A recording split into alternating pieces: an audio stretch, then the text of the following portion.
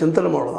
ಚಿಂತನೆ ಇಲ್ಲ, ಸಂಶೋಧನೆ ಇಲ್ಲ, ಮತ್ತೊಂದಿಲ್ಲ, ಸಮಾಜ ಬಗ್ಗೆ ಕಳ್ಕಳಿ ಇಲ್ಲ ಅಂತ ಒಂದು ಜನರ ಗುಂಪಾಗಿಬಿಡುತ್ತೆ ರಾಜಕಾರಣಿಗಳಂದ್ರೆ. ಏನಪ್ಪ ದುಡ್ಡು ಹಾಕೋರು, ಆರಿಸಿ ಬರೋರು, ಗಂಟು ಮಾಡ್ಕೊಳ್ಳೋರು, ಮತ್ತು ಮುಂಚೂಣಿ ರೆಡಿ ಆಗೋರು, ಬರೀ ಚುನಾವಣೆಗೆ ಗೆದ್ದಂಥ ವ್ಯಕ್ತಿಗಳು ಇವರೆಲ್ಲ.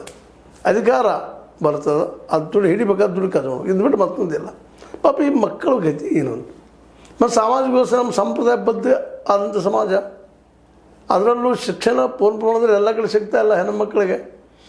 ನಮ್ಮಲ್ಲಿ SLC ಕಲ್ತಾರೆ ರೀ, PUC ಕಲ್ತಾರೆ ನಮ್ಮ ಮಕ್ಕಳು ಅನ್ನುವಂಥದ್ದು ಬಿಟ್ಟರೆ ಮತ್ತೊಂದಿಲ್ಲ. ಸ್ವತಂತ್ರವಾದ ಮೀಡಿಯಾಗೆ ಬೇಕಾಗಿರುವುದು ಸ್ವತಂತ್ರ ಧ್ವನಿ. ಆ ಸ್ವತಂತ್ರ ಧ್ವನಿ ಉಳಿಸಲು ನೀವು ಮಾಡಬೇಕಾದದ್ದು ಇಷ್ಟೇ. ಅದೇನಪ್ಪಾ ಅಂತಂತಂದ್ರೆ ನಿಮ್ಮ ಕೈಲಾದಷ್ಟು ಸಹಾಯ ಈ ಚಾನಲ್ಗೆ ಮಾಡಿ ಹಾಗೂ ನಿಮ್ಮ ಧ್ವನಿಯನ್ನು ಕಾಪಾಡಿಕೊಳ್ಳಿ.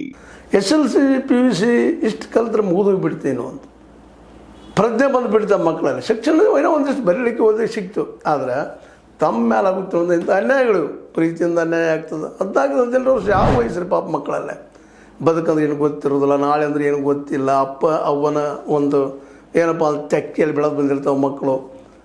ಏನಪ್ಪ ಇದ್ರ ಪರಿಸ್ಥಿತಿ ಗೊತ್ತಿಲ್ಲ, ದುಡಿದು ಗೊತ್ತಿಲ್ಲ, ಎಷ್ಟು ಹೊರಗೆ ಹೋದ್ರೆ ಏನು ಪೇಮೆಂಟ್ ಏನು ಬೀಳುತ್ತದೆ, ಎಷ್ಟು ದುಡಿತಾ ಇದ್ದಾರೆ ಅನ್ನೋದು ಗೊತ್ತಿಲ್ಲ.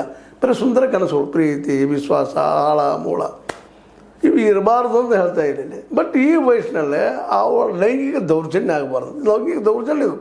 ಇವ್ರು ಯಾರ್ಯಾರು ಮಾಡಿದಾರೆಲ್ಲ ಪೋಕ್ಸೋದೊಳಗೆ ಸಿಗಬೇಕು. ಇವರು ಪೋಕ್ಸೋದೊಳಗೆ ಯಾರು ಇವೆಲ್ಲ ಪಾಲುಗರ್ಭಿಣಿ ಆಗಿದ್ದಾರೆ, ಇದು ಕಾರಣಕರ್ತರು ಯಾರು, ಅವರು ಮೊದಲು ಜೈಲಲ್ಲಿರಬೇಕಾಗಿದ್ದು. ಯಾಕೆ ಮಾಡ್ತಾ ಇರಲ್ಲ? ಏನು ವ್ಯವಸ್ಥೆಯಲ್ಲಿ ಏನಿದೆ ದುರಂತ ಗೊತ್ತಿಲ್ವ ಯಾರು ಮಾಡಿದ್ದಂತೇಳಿ. ಇಲ್ಲೇ ರಿಪೋರ್ಟ್ಸ್ 1354 5